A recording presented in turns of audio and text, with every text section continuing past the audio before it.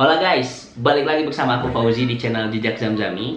Makasih buat semuanya yang udah selalu nonton video ini dan masuk ke channel ini. Dan buat teman-teman semuanya yang baru, jangan lupa untuk like, comment, share, dan juga subscribe channel ini supaya gak ketinggalan video-video setiap minggunya. Oke.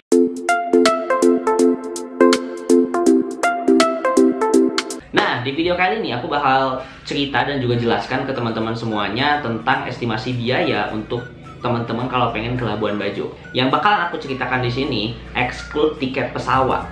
Karena tiket pesawat itu kan relatif banget ya, beda-beda harganya, beda pesawat, beda harga, beda waktu, bahkan beda jam, bahkan mungkin beda menit. Itu bisa juga beda harganya. Tapi nanti di akhir aku bakalan kasih estimasi biaya pesawat normalnya seperti apa kalau teman-teman mau ke Labuan Bajo. Oke. Oke, kita mulai dari yang pertama, yang paling penting yaitu turnya.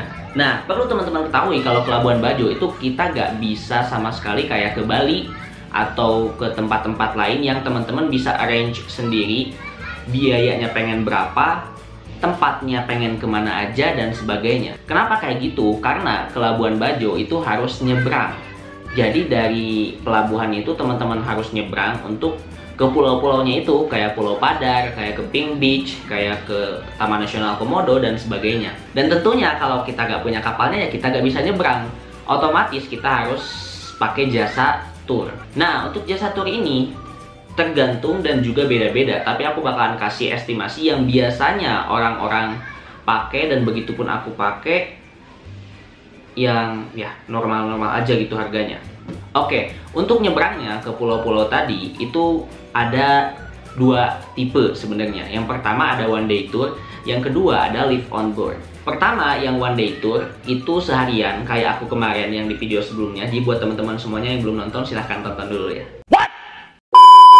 Nah, one day tour ini kita berangkat sekitar jam 7 dan bakalan balik lagi jam 6 atau jam 7 malaman kalau telat kayak gitu. Jadi sekitar 12 jam.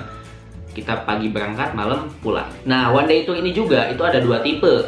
Ada yang menggunakan kapal kayu gitu, yang biasa ini fotonya. Ada yang kayak aku kemarin menggunakan speedboat.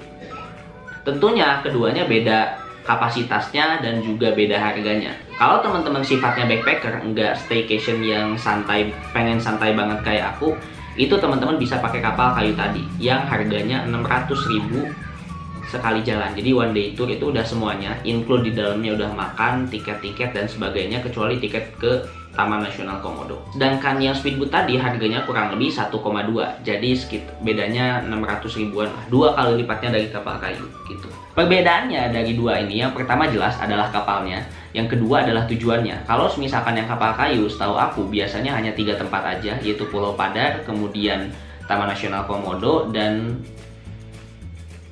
Pink Beach. Kalau yang ini itu ada sekitar 5. Yang pertama Pulau Padar, kemudian Taman Nasional Komodo, Pink Beach, Taka Makassar, dan Pulau Kanawa. Jadi wajar aja kalau misalkan beda harganya. Jadi teman-teman silahkan pakai pengen yang mana. Jadi teman-teman bisa mengatur juga budgetnya itu seperti apa. Tapi kalau aku sarankan teman-teman pakai yang 600.000 aja. Kenapa aku kemarin pakai yang speedboat? Karena kebetulan gelombangnya lagi gede dan kapal kayu ini itu gak bisa nyebrang. Makanya ya kayak mau gak mau aku pakai yang speedboat aja daripada enggak, kan sayang banget udah kesana. Nah, sedangkan pilihan yang kedua tadi adalah live on board. Jadi sekitar 3 hari 2 malam, ada yang 4 hari 3 malam juga. Itu harganya macam-macam, ada yang 2.200.000, ada yang 2,5 juta, ada yang 3 juta ke atas dan sebagainya. Tergantung kapalnya seperti apa dan tentunya tergantung jasa turnya seperti apa. Tapi biasanya orang-orang yang backpackeran itu jarang banget pakai yang live on board, tapi pakainya yang one day tour karena jauh lebih terjangkau dan juga jauh lebih murah. Yang kedua yaitu hotel. Nah, hotel di sana menurut aku nggak terlalu mahal-mahal dan normal semuanya, bahkan yang 100.000 ke bawah itu banyak banget.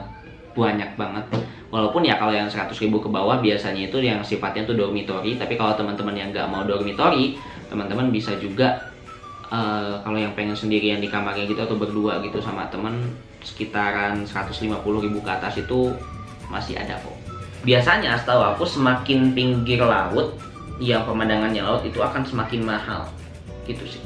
Yang ketiga yaitu makanan. Nah, makanan di sana atau buat makan kayak makan siang, makan malam, sarapan dan sebagainya relatif lumayan mahal. Dan nggak mahal juga sih, ada yang murah juga, tapi kebanyakan emang mahal gitu kalau udah masuk kayak ke kafe atau masuk ke rumah makan. Tapi kalau teman-teman kayak aku yang sifatnya tuh nyari pedagang-pedagang asongan gitu yang di pinggir-pinggir yang dia jualan kayak nasi kuning, nasi uduk, itu masih 10 ribuan normal kayak di kita lah. Jadi kalau misalkan teman-teman cuma 3 harian di sana, itu kurang lebih 100 ribu pun teman-teman bisa makan enak lah selama 3 hari itu. Kalau yang 10 ribu tadi. Dan yang keempat itu biaya tak terduga. Biaya tak terduga di sini mulai dari penjemputan, misalkan dari bandara ke hotel, kemudian teman-teman pengen jajan, teman-teman pengen sewa motor dan sebagainya, itu perlu banget ada biaya tak terduga. Sisihkanlah kurang lebih 100-200 ribu, karena kalau misalkan kayak teman-teman pengen nyewa motor itu kurang lebih 75 ribu per hari. Tapi kalaupun nggak nyewa, kalau teman-teman memang tujuannya pengen di air doang gitu, ya it's okay, nggak usah nyewa. Jadi kalau misalkan ditotalin semuanya, kurang lebih teman-teman punya uang 1 juta sampai 1.200.000, itu udah teman-teman bisa untuk ke Labuan Bajo. Dan bahkan di bawah 1 juta pun aku rasa teman-teman bisa. Contohnya nih, kalau misalkan teman-teman pengen di bawah 1 juta selama 3 hari, teman-teman bisa kayak gini formulanya. 600.000 yang one day tour tadi, kemudian hotel taruhlah 70 ribuan, 7 kali 3 210 ribu, jadi kan 810 ribu. Kemudian makan taruhlah 90 ribu itu selama 3 hari tadi, jadi 900, dan sisanya biaya yang terduga 100 ribu. Jadi pas 1 juta dan bahkan bisa kurang dari 1 juta gitu. Nah, jadi sebenarnya untuk biaya ke Labuan Bajo itu tergantung lagi ke teman-teman semuanya. Stylenya mau seperti apa, pengen kemana aja, dan pengen makan apa aja, dan sebagainya. Beda lagi tadi kalau yang aku ceritain itu kan bener-bener backpacker banget. Beda lagi ya kalau teman-teman misalkan ke cafe terus, atau teman-teman sewa motornya lama, di hotelnya yang gede, yang enak. Itu susah banget kalau pengen di bawah 1 juta, karena menyesuaikan dengan gaya hidup masing-masing. Tapi kalau aku rekomendasikan style backpacker tadi, teman-teman bisa di bawah 1 juta untuk ke Labuan Bajo.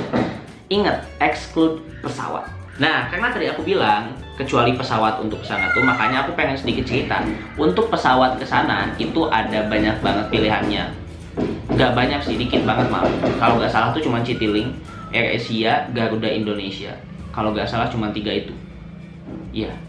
Dan estimasi harganya itu kurang lebih sekitar 1,5 juta sampai 2 juta. Itu harga-harga normal, dan yang 1,5 juta tuh jarang banget. Biasanya kalau di hari-hari biasa nggak covid kayak gini ya, sebelum covid, aku tuh nemu paling murah 1,8 juta gitu. Jadi which is kurang lebih 2 juta ke atas. Tapi kasusnya kalau yang aku dapat tiketnya Citylink kemarin tuh PP, itu dapat 1,1 juta. Murah banget karena pertama lagi covid, yang kedua ada diskon dari tiket.com, dan yang ketiga aku pakai poin gitu. Jadi lumayan membantu sampai 1,1 juta. Murah banget.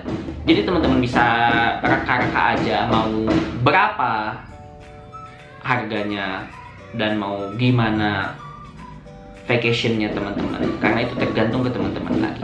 Oke, sebelumnya mohon maaf teman-teman kalau ada suara tok tok tok tok tok tok tok tok, karena itu lagi ngebangun di rumah. Jadi mohon maaf kalau tadi di akhir-akhir video ada suara seperti itu. So thank you so much buat teman-teman semuanya yang udah nonton, dan kalau teman-teman masih ada yang ingin ditanyakan, silahkan tanyakan di kolom komentar di bawah, aku bakalan coba jawab. Sekian dan terima kasih, semoga bermanfaat, and thank you so much. Goodbye.